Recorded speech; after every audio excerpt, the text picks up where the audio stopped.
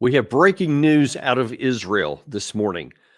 Although everyone is sitting here waiting to find out when or if Israel is going to engage with a ground war after the assassination of Hassan Nasrallah, the leader of Hezbollah, last week, Benjamin Netanyahu releases a statement that actually implies he's looking beyond Hezbollah, beyond Lebanon, and into Iran. He said this just hours ago. Every day, their puppets are eliminated. Ask Muhammad Def. Ask Nasrallah. There is nowhere in the Middle East Israel cannot reach. There's nowhere we will not go to protect our people and protect our country. With every passing moment, the regime is bringing you, the noble Persian people, closer to the abyss. But you know one simple thing. Iran's tyrants don't care about your future, but you do. When Iran is finally free, and that moment will come a lot sooner than people think, everything will be different. Now, he started off this statement by saying, I have a message for the people of Iran. Now, that is a little more noteworthy than it might otherwise seem, because he gave almost exactly the same speech before he had killed Hassan Nasrallah by saying, I have a message for the Lebanese people. And then we know what he did shortly after that. So I assure you that similarity coming literally a week or so ago is not being lost on anyone in the region. And if anybody is doubting now whether or not Israel is going to go in on the ground in Lebanon, as I've been telling you ever since this current part of the crisis erupted, the Minister of Defense, Yoav Gallant, is trying to eliminate any confusion. The State of Israel has eliminated Hassan Nasrallah, the leader of Hezbollah. He was the murderer of thousands of Israelis and foreign citizens. He was an immediate threat to the life of thousands of Israelis and other citizens. To our enemies, I say, we are strong and determined. To our partners, I would say, our war is your war. And to the people of Lebanon, I say, our war is not with you. It's time to change. Okay, whoa, hang on. What do you mean your war, our war is your war? No. It is America has no interest. No other country in the world has any interest in Israel going into attack Hezbollah, to invading sovereign country of Lebanon. There's nobody else that needs this war. So let's just strip away that lie right off the top of the bat. That is attempted at self-justification to justify an expansion of the war. The United States has been saying from the outset that we don't want any expansion of this war. Every time we have tried to tell Israel to hold it back, they continue to spit in our face and do anything that they want anyway.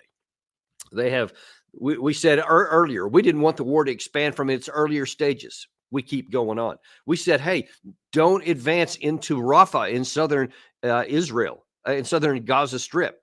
They did it anyway. We said we wanted a ceasefire. We actually had a UN Security Council resolution, which we passed, which by itself was really unusual. They ignored that.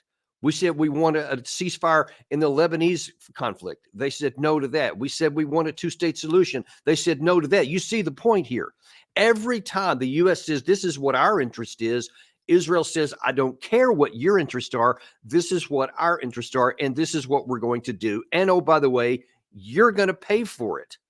We saw just last week that we authorized, on top of everything I just told you and all the absolutely in-your-face repudiations of what the United States says it wants, we gave an additional $8.7 billion.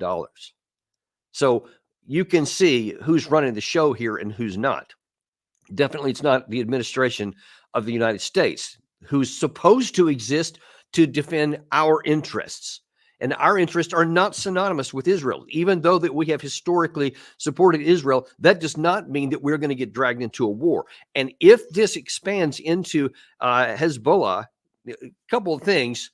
First of all, you guys are high if you think that you're going to be able to just roll in there on the ground and have some sort of big victory.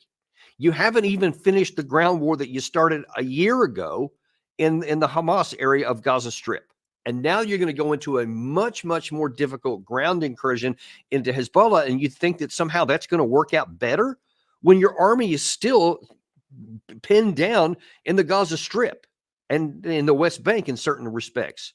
And those areas are not going to stay quiet. I assure you, if the Israeli Defense Forces go into southern Lebanon, those forces are not going to be quiet. They're going to do everything they can to support, to cause even more trouble for the IDF. So that's the first problem here for them, is that it's one thing to launch a massive military strike. I saw one report that said up to 60 missiles were used to take out Hassan Nasrallah, that they said they want to make sure they got him. So they wiped out an entire city block in Beirut, and concerned about who else was harmed in the middle. That's what they wanted to do. But they have the ability to do that because Hezbollah has no air defense, zero. They have no air force. They don't have anything at all that can interdict on the other side. But that's not to say that they don't have capabilities, which we'll touch on in a minute. But we need to understand, though, that they, by all accounts, they are ready to go. This was just a few days before Gallant's comments from their chief of staff talking to their soldiers, telling them what they're need to get ready for. The goal is very clear: to safely return the residents of the North. To achieve that, we are preparing the process of maneuvering, which means your military boots, your maneuvering boots, will enter enemy territory. So you have it everywhere. You have from the Minister of Defense, from the Chief of Staff, the ranking general, and then you have, prior to this even, you had Netanyahu talking about how, here's a warning to the people of Lebanon. And now he's given a warning to the people of Iran before he's even gone into Lebanon. I mean, by all accounts, this guy wants nothing but war. Don't be deceived by any words that come out of any Israeli's mouth, any of them. If they say anything to the extent that they want a negotiated settlement, that they want to try diplomacy, those are only words for the American audience in particular, to assuage them from being concerned about what is happening actually on the ground. Right now, as we talk, Israeli troops are massing on the border. Aside from the comments that I just showed you, they are physically moving more and more troops up to the border. They have mobilized brigades. They're moving them further up there. They're thinning out, it appears, some of the combat forces they have in the Gaza Strip to move them up to this area. By all accounts, they are getting ready to go. Now, we've also had overnight some spectacular explosions in Yemen, where Israel is continuing to going after the Houthis and their infrastructure in that war as well. So everywhere you look, so far, Israel is going on with air power and missile power against everybody they don't like. All the constraints have been taken off. And again, we got to call things what they are. And you can see graphic evidence. This is in Yemen, where they had a strike not too dissimilar from this 3 or 4 weeks ago, I think it was now. And this is continuing on, in addition to what the U.S. does to try to shoot down Yemenis missiles and other targets that were coming in from there, and sometimes even the infrastructure. It's been going on literally for months. Yemen has been suffering this kind of attack for a decade. First, it was from Saudi Arabia with our support and encouragement, and now then it's from us directly, and now it's from Israel. And listen, this is hurting Yemen without any question. Though you can't lose that kind of infrastructure and not have some impact, but it's just an impact. These people are just absolutely committed to what they're going to do. And by the way, they have said from the outset, from the time they started doing this, about a month or so after the 10/7 terrorist attack against Israel, that because of the Israeli response and the killing of so many innocent Palestinians, they said they're doing this in help in support of the Palestinian people. Hezbollah has said from literally day one that all the stuff that they're doing to the south was against the Israelis for what they were doing in the Gaza Strip against the Palestinian people. They have all said that they would stop their attacks if there's a ceasefire in Gaza, which is America's national interest, which we had a UN Security Council resolution asking for an immediate ceasefire. That would have solved all these problems diplomatically and at least brought an end to the killing, and then would have opened up the window for diplomacy to try and solve the problems. So just a ceasefire doesn't solve a problem, but it gives the space for it. But Israel doesn't want space.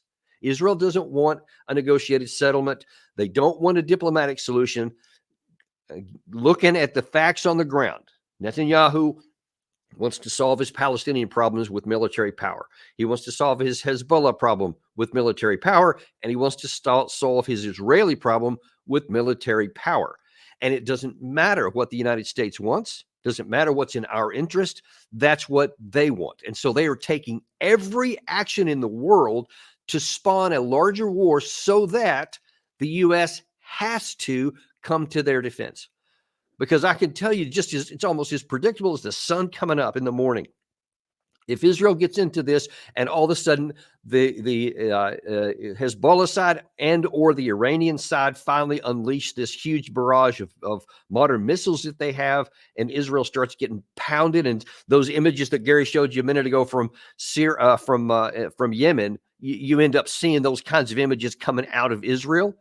What do you think the prospect is that the U.S. is going to say, hey, you got yourself into this, you're going to get it out. We're not fighting for you.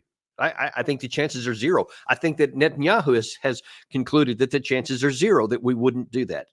And so everything is on track right now to get us sucked into a war that we should never fight. And I don't even know how we would win such a war. Look, even if we don't get sucked in, here's what you need to understand. With all of these extremely elevated numbers of airstrikes that are going in, and the presume at some point fire is going to be coming back, and these interceptor missiles on the Iron Dome system are going to really be tested. Where do you think all that comes from, my friend? That comes from us. That comes from the United States. That's on top of everything. We just offered also another $8 billion to Ukraine for many of these same categories of weapons specified in there. Where are all these interceptor missiles coming from? Where are all these bunker busters coming from? Where are all these 2,000-pound bombs in every other category? Where is all that coming from? American arsenals. And we've already tried to accelerate our capacity to build them, and there's some progress in that, but it's minuscule compared to the need. This is coming out of our war stocks. How long do you think we can afford this? And if we get sucked into it, how much faster will we be depleting our actual war stocks? And this assumes that nothing happens in either the Indo-Pacific with China or in Europe with Russia. Neither of those are safe bets. Do you see what's happening here? We are allowing Israel to suck us into a war that could diminish significantly our ability to actually defend our country, should we need to. We don't have the capacity to continue doing this. And I've talked to you a lot. We have a lot of manpower issues as well. But folks, we should be running from something like this. But instead of running from it, we have guys like Jack Keane saying, let's run to it. This hands-off approach for Iran is getting us nowhere. But they're not going to do much of anything. They could easily take the Houthis off the board here by taking out Iran's spy ship that's helping them target, taking down their navy that's helping them transport the missiles and the rockets. But we're doing nothing. The Houthis have locked down the Suez Canal, backed by Iran, for months. They have fired at U.S. Navy warships using anti-ship ballistic missiles, Bill. And what are we doing? Nothing. It's appalling. Wow. Nothing?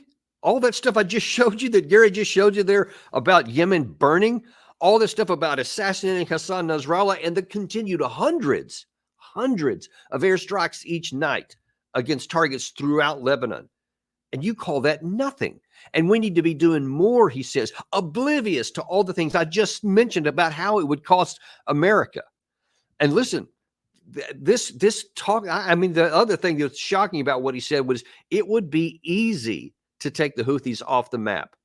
Yeah, really? You think it would be easy? But I mean, you see already, because of these airstrikes, and so far there hasn't been a big barrage coming back from the Hezbollah side. We took out Hassan Nasrallah, which seemed to be off the table before, that you wouldn't take out the head of the other side there.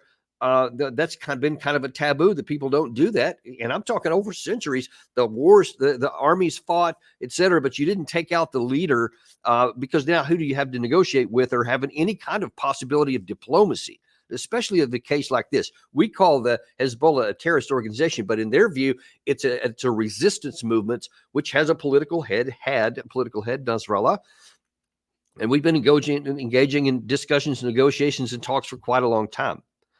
And aside from the issue of the precedent set here, that now that's a taboo, another one that's been broken by Israel, there is still Hezbollah. Because consider this, that while this has been a devastating attack by the Israelis against the Hezbollah's leadership. They took out Nasrallah himself, but also a bunch of their top leaders. There is no question that they have been badly gashed. Their communication systems with the pager attacks a week or so ago has significantly impaired their ability to coordinate activities even within the country as they figure out the leadership issue. By every account, there has been serious damage and degradation done to the to the Hezbollah side. However, what you haven't done is you haven't destroyed hundreds of thousands of missiles. You haven't killed the somewhere between 50 or in some other cases, some other reports, 100,000 Hezbollah fighters who are in hardened positions in many parts of the southern part of Lebanon. You haven't gotten rid of those. And you also haven't wiped out all their leadership. And now then the deputy, I think they call him Secretary General Qasem, has this message to tell anyone who's interested. We are ready. If the Israelis want to enter on a ground offensive, the forces of resistance are ready in order to begin a ground confrontation and a ground battle. We have prepared and we are ready. And with God's support and with confidence in God, we are confident that the Israeli enemy will not achieve its objectives and we will be victorious after this battle. Okay, so now on the one hand, you can say, well, of course, what else is he going to say? He's not going to quit. Well, the point being that they're not going to roll over. So if anybody thought that by taking out all of their leadership and attacking these targets throughout Hezbollah in Lebanon, that's going to knock them out of the war, that was a fantasy from the beginning. I doubt that Israel had that fantasy. I think that they've always known that they were going to harm them and degrade them, but they knew that they had to go in on the ground because their stated objective, let me remind you, about a week or 10 days ago, was to push back all of Hezbollah to the Litani River, which is basically out of rocket range of Israel, so that their people could move back into safety. That's been their objective. You can't accomplish that unless they literally lay down their arms and quit, which ironically, perversely, is what Netanyahu has called for. He just said, I'm basically an uncontested surrender. If you just give up everything and stop, then everything will be fine. But I mean, literally, that's their very cause of existing. This is why they live, to resist, because they've been having this for nearly decades. And the idea that you can kill a few people and that the rest of them are going to quit is just absurd. They're not going to. Israel's not confused on that point. Some in the West have been. It's like if you take these people out, then all of a sudden maybe they'll quit. But Israel has known that was going to degrade them, but now then they're ready to go in on the ground. And so Qasem also addressed that issue of the leadership problem and saying that, like we've been talking about before, this is how these organizations are actually manned and created. They understand that they're targets, so that their leadership is going to get hit, and they always have backup plans and other people to fill the gap, as he said here. When it comes to our ability, we do whatever is there in order to replace leaders by leaders. And Israel didn't manage at all to hit our military capabilities. What is being said by their media that they have targeted and hit our military capabilities, this is a dream. They are dreaming. They will never be able to achieve that. We are strong. We are strong enough, and we will turn the Israelis mad, because they will never, ever be able to reach and hit and hurt our military capabilities. We are ready with the help of Allah Almighty, and we will continue our path when it comes to the human and military powers. Okay, it's unclear yet whether Naim Qasem is going to be the formal head, but he is the acting head right now. And you have to think about what this looks like from his perspective. So one thing about Hassan Nasrallah is that, especially over the last decade or so, he's been a very pragmatic and risk-averse leader. He's made lots of flashy statements, but when you're talking about what his actions are, they were taking even very measured actions here about what they were going to do in response to everything since October the 8th. And they have been careful not to escalate too far because they constantly say they don't want a wider war, and their actions showed it. They wanted to put enough pressure on Israel, they thought, to make them have be willing to have a ceasefire, but they did not want to go too far. And by all accounts, at least publicly said, they have somewhere around 100, 150,000 missiles and rockets, many of which are quite modern and can penetrate Israeli air defense systems. They have not used any of those to date, except for one single shot to Tel Aviv, which I think was probably more of a recon shot than anything else to see how the Israeli defense systems work. And if they have more of those and they want to use them, they now have a better idea of how to make them more effective. But here's the thing. Hassan Nasrallah was leading, and he was always careful. He didn't want to get into an escalated situation here, so he held back the majority of his weapons there. Now he's dead. So what do you think that the guy who's coming after him is going to think? Is he going to be more pragmatic and calculated, or is he going to say, man, Nasrallah had this arsenal before and every intention of what Israel was going to do, and he never used them, and now he's gone. So the next guy in line is probably going to say, I'm not going to get into this failed issue of use it or lose it. And so they didn't use it, and now they've lost it, Hassan Nasrallah. The next guy is likely to be much less restrained and more willing to take risks because they see there's no value in just talking. There's no value in trying to be measured. So now then there's the risk. And again, this assumes that Hezbollah actually has this arsenal that has been attributed to them.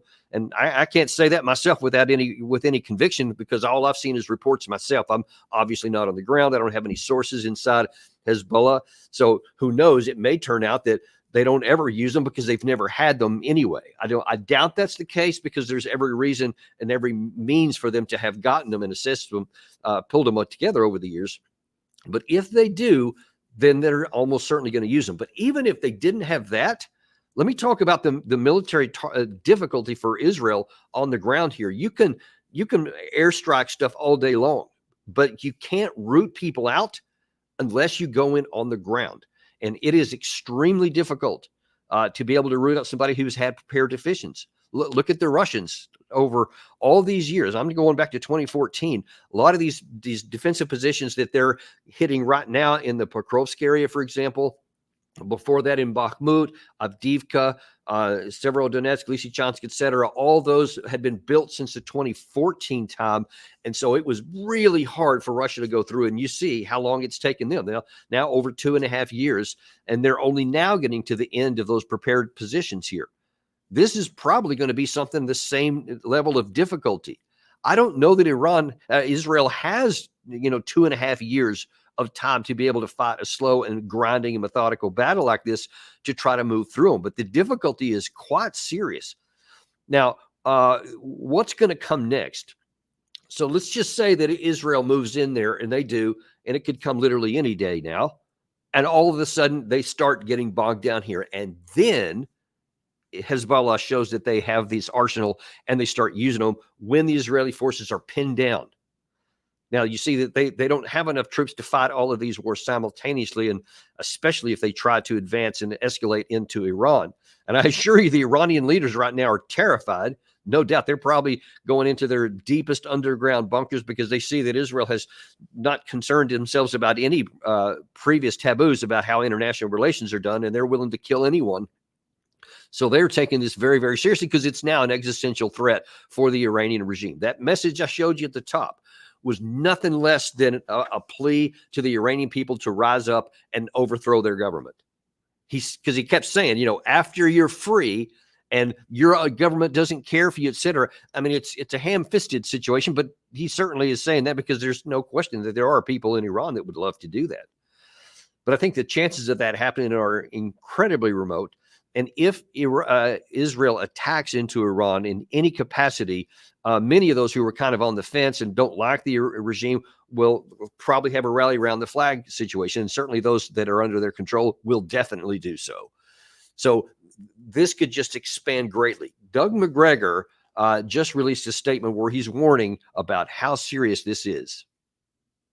People need to keep their eyes on Mr. Netanyahu's threat to invade and destroy southern Lebanon, because that could be the trigger for dramatic events in the entire region. That could bring on a major war, not just with Iran, but with other states. Need to watch Egypt. General Sisi is hanging by a thread. He's extremely unpopular with his population, who see him as an Israeli and U.S. puppet. The same thing is true for King Abdullah in Jordan. His entire government resigned 24 hours ago and walked away from him. I don't think that Abdullah or Sisi are going to survive this crisis and conflict. And sort of to underscore that, there was a statement released by 57 Arab countries I guess also hours ago. Watch, this is a Jordanian foreign minister that's delivering these remarks, but look at the frustration and the growing anger in his voice. Watch this. Came here today and said that Israel is surrounded by those who want to destroy it, an enemy. We're here, members of a Muslim Arab committee mandated by 57 Arab and Muslim countries. And I can tell you here, very unequivocally, all of us are willing to, right now, guarantee the security of Israel in the context of Israel ending the occupation and allowing for the emergence of a Palestinian state, independent state, along the threats that we all agree. He is creating that danger because he simply does not want the two-state solution. And if he does not want the two-state solution, can you ask Israeli officials, what is their end game? Other than just wars and wars and wars. I'm telling you, all of us in the Arab world here, we want a peace in which Israel lives in peace and security, accepted, normalized with all Arab countries in the context of ending the occupation, withdrawing from Arab territory, allowing for the emergence of an independent sovereign Palestinian state on June 4, 1967, lies with occupied Jerusalem as capital. That is our narrative. And we will guarantee Israel's security in that context. Okay, Gary, that's good enough right there. Listen, that just underscores the fact, what I've been telling you from the beginning. There is a diplomatic solution to this if only Israel was willing to have any negotiations and any kind of diplomacy. They have rejected every possible means of negotiated settlement from us, from the United States. We have literally been begging them and pleading with them to have ceasefires in Gaza and up in now recently in Lebanon. And they have rejected everything we've done and totally spit in our face, especially on the assassination of Nasrallah, because just like when Israel assassinated the chief negotiator for Hamas when he was in Tehran, they then now assassinated this leader here. Do you see this? Every way that you can possibly imagine, Israel is destroying any chance for a negotiated settlement or any diplomacy short of abject and total surrender of all of their enemies. They are seeking a military confrontation, and they're trying to drag you and your country into it. And I, for one, am ready to say, oh, hell no. I am not going to, I do not want our country to just be played like a children's toy and so easily manipulated into getting sucked into a war. Because so far, Israel, all these things they've done have been through airstrikes, and that hasn't involved them getting their armies bogged down anywhere. And even the bogged down that they have in the Gaza Strip is something that literally can be sustained indefinitely, because the level of resistance and the amount of troops that they would need to maintain that can be handled a long time. Not this one. You go into Lebanon and everything could change on the ground. Everything could turn in a negative way. And then we would be faced with the specter of saying either, yes, we're going to allow Israel to burn from all these rockets that are coming in, and possibly if Iran gets into it, or us getting involved in the war. And I think that's the dangerous place that we're on the very brink of right now. And if I were the leader of the United States, I would say that. And I would unequivocally say, first of all, privately, and if that didn't have any results, I'd say so publicly, that it is not in the interest of the United States to get drawn into a war. We have nothing to gain and everything to lose from fighting a war, no matter the source of that conflict, short of a Pearl Harbor style attack against us, which won't happen. Anything less than that, any kind of a war of choice to rescue Israel, I would not do, because I would tell the Israelis, if you do this, you will be on your own, because All of these Arab League people are screaming at you. America is screaming at you. There is a negotiated settlement where you can live in peace as long as everybody has a chance to live in peace. It would be hard. It would be difficult. It would take generations to actually accomplish, but it is at least something worth pursuing as opposed to this, which has, in my view, virtually no chance to end well for Israel. This fantasy, this myth that some, whether it's Jack Keeney in the United States and his ilk, or those senior leaders in Israel who have this fantasy of thinking that with strong enough military and with enough killing power, they can kill their way to victory. They're just writing the epithet for their own, regime. Because I think in time, we just can't endure this. And I've told you there are very practical reasons earlier in this episode how we don't have the equipment, the ammunition, or the manpower to get sucked into another war, especially with all the other things on the global stage right now. We should be running from this and screaming in the face, if necessary, of our Israeli friends, as Netanyahu once so eloquently put it in reverse, and say, we will tell you no. He's willing to tell us no. When is it ever that the powerful United States is ever going to stand up and tell them no? Because all that I ever hear about is how we shape events and we do this and we're the most powerful nation in the history of the world and all this nonsense. Those are all empty, humiliating words when you see the action is the exact opposite. Is that we're not running anything. We're not shaping anything. We're just a patsy walking along, letting this much smaller Israel call all the shots, and we subserviently give into it. Now, it's one thing if it's a political issue and we can roll our eyes and say this is not bad and the Israeli owns our politicians and whatever. That's one thing. But when it's physically on the ground and you're talking war and peace, which could kill Americans, they could draw us into a conflict where Americans would die for a war they should never fight. In a war that's not for American national security interest. It's not. And it has every possibility beyond that, I won't go into it now, of escalating even beyond that. Is there's all kinds of other parties with an interest in the region, and God only knows where it could go. We don't need to find out. But that's where it is right now. And we're going to keep on top of this because, like I said, the troops are massing up on the border. These things could change dramatically in a minute. So we're going to stay on top of this for you, and we'll continue to bring it to you as it happens. We're going to come back later this afternoon with Larry Johnson. We're going to be talking about one of those other issues in the geopolitical landscape, and that is with the Russia-Ukraine war. And that's got its own set of troubles that we need to talk about. Larry will talk about that at 2 p.m. this afternoon. So thank you very much for watching with us today. Be sure and like and subscribe. Really do appreciate it when you guys do that. It helps us a lot to expand our message because we are unintimidated and unafraid to bring you the truth no matter what it is. Thanks, and we'll see you this afternoon on Daniel Davis Deep Dive.